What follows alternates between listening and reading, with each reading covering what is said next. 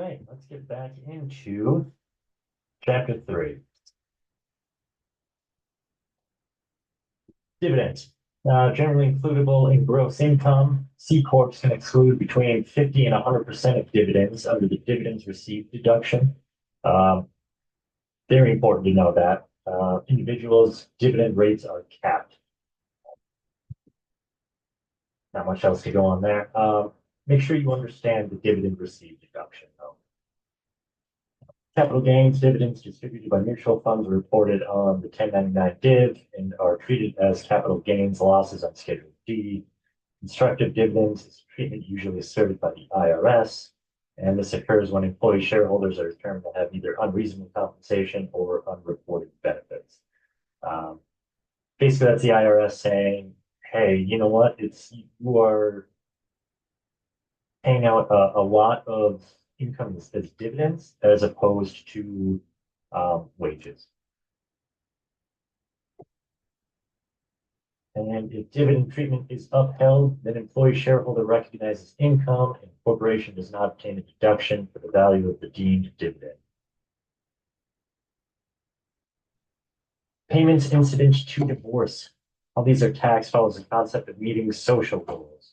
You've got child support, property settlement, alimony. They all have different tax effects that we'll be getting into. Alimony, it is not deductible by who's paying it, and payee does not recognize it in income. Agreement prior to January 1st of 2019, alimony, deductible for the payer and includable for the payee in gross income. Property settlement, not deductible, not includable for the payer or payee. And child support, not deductible for the payor, payee, not includable. Right, and that makes sense.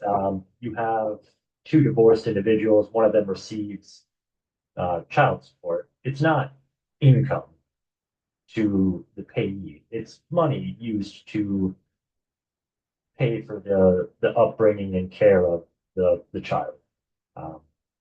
So it's not income. It's money used for this specific purpose.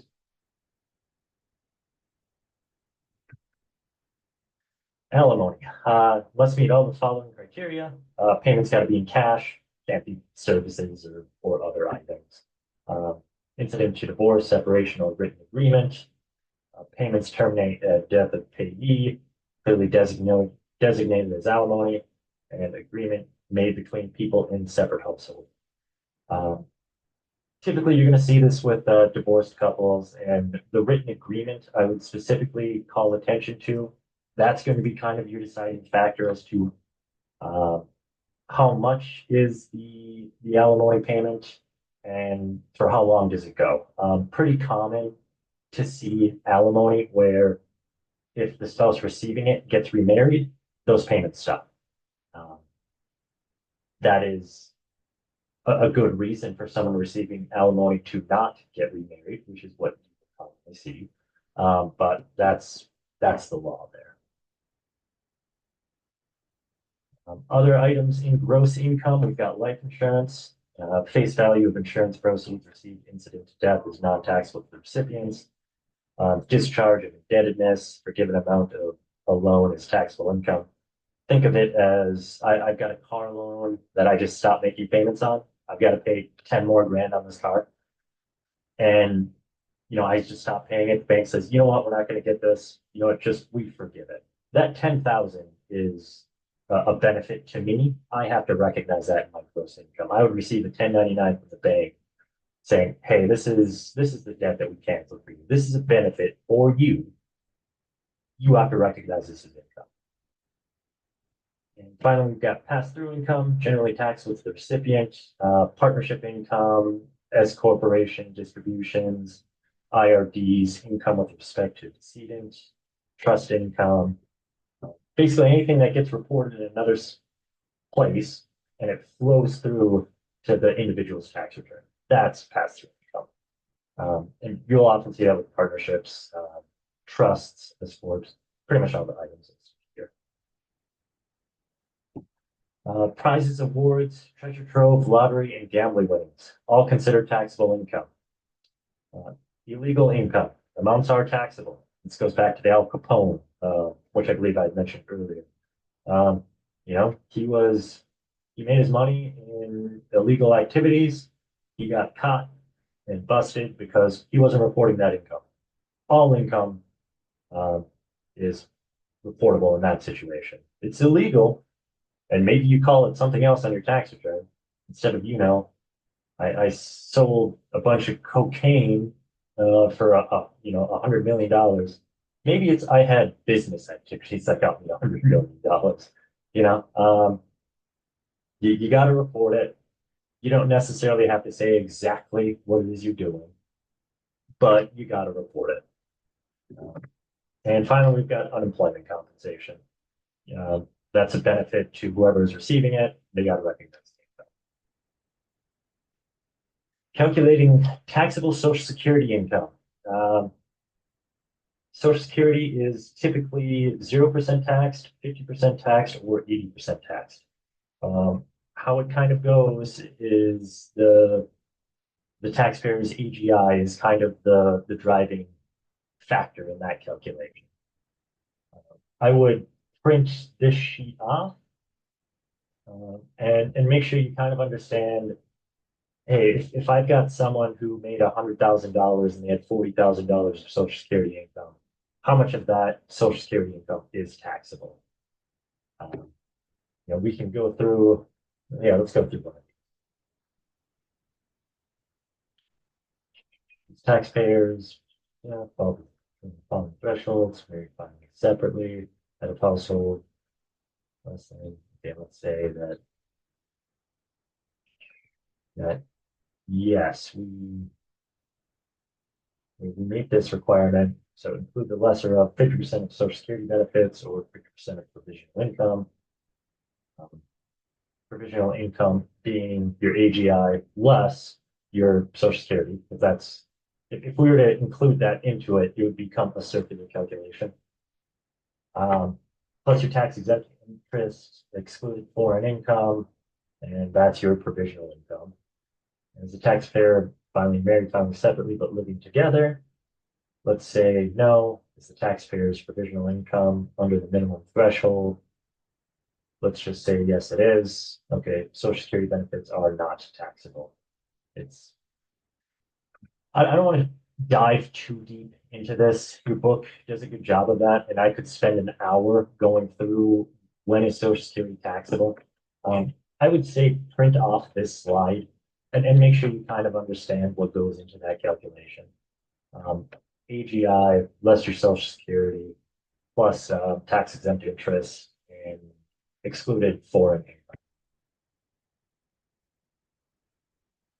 Insurance proceeds and court awards. Generally, insurance proceeds and court awards are taxable, includes insurance proceeds for lost profits. Court awards, typically punitive is taxable.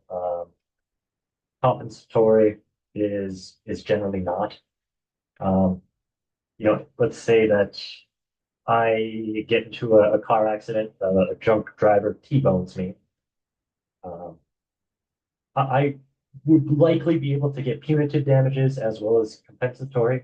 Um, Punitive says, hey, you know what, we're levying this on this individual to stop them from doing bad behavior, and we're going to give that money to you. That would be income to me. Um, it's not that I lost out on income. It's not that I was, so messed up that I couldn't ever work again. It's specifically to punish this guy. You know what? We're punishing this guy's bad behavior. We're giving this to you. That would be taxable. Um, let's say that in doing that, I get T-boned and I break my back and I can't work for 3 years. It's likely that part of that court award is going to be compensatory. That says, hey, you know what? You're missing out on you being able to earn income because of this guy hitting you. We're going to give you this. And then on top of that would be the punitive, which will work taxable. I probably got ahead of myself with the slides, but exceptions, following amounts are exempt. Proceeds to compensate for destruction of property on a separate basis. And part of an involuntary conversion under section 1033 to exempt proceeds are fully reinvested. And getting back into report awards, generally taxable, exceptions, payments on account of physical injuries or sickness. This is kind of what I was going into before. They're just repaying you for loss of value. Recovery of previously deducted amounts. Generally, recoveries are includable in income if the amounts have been deducted in the previous year. Got an example here. Cindy pays $1,000 in state taxes in 22 through wage withholding. She deducts the $1,000 paid on Schedule A of her 2022 federal tax return. That's the SALT tax, goes on Schedule A, itemized deduction. When she filed her 2022 state return in March 23, she received a $200 refund, which was paid to her in 23. Cindy will recognize the $200 income in her 2023 federal tax return. You see this a bit, and specifically when it comes to itemizing, there is a calculation as to when you have to recognize income from a tax refund. Claim of right, taxpayer must include in, actually, you know what, before I go on, I just want to touch on this a little bit more, I guess. Reason for that is she got a benefit, right, on her tax return. She filled out her Schedule A, she had a deduction for this. Now she gets money back from it, but she already recognized the benefit of it. She has to recognize that. It has to even itself back out. So she got the benefit, and then she got a refund. Well, now we gotta get this back to where it's supposed to be. Because otherwise she'd be getting money back on top of recognizing a deduction. And it's gotta level itself back out. Claim of right. Taxpayer must include in income unrestricted funds, even though the amounts are disputed and potentially must be refunded. If taxpayer later must pay back some or all of the funds, they will deduct the amounts refunded. If refund is more than $3,000, the taxpayer may reduce current tax by the actual tax paid on the refund.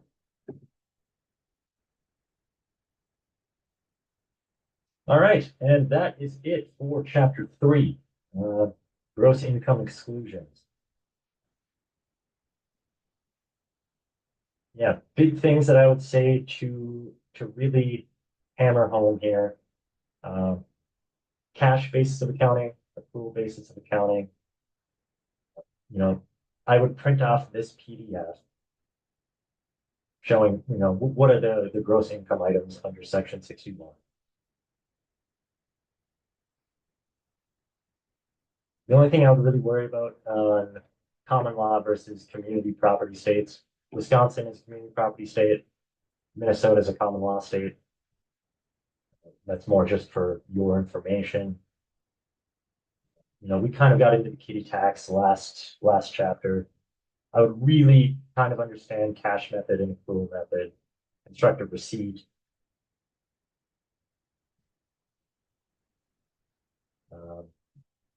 Go through the Social Security. Where was that one at? Go through this, get a good idea of when is Social Security taxable, when isn't it. You know, what amount would I likely be taxed? So you'll really want to pay attention to step 1 here, calculating the provision. Yeah, those are the big things that I would kind of focus on for this chapter. All right, that is chapter 3. Thank you for joining me, everyone. And, yeah, I believe next week is our first exam, so we'll be studying up for that. All right, thanks, everyone. Bye.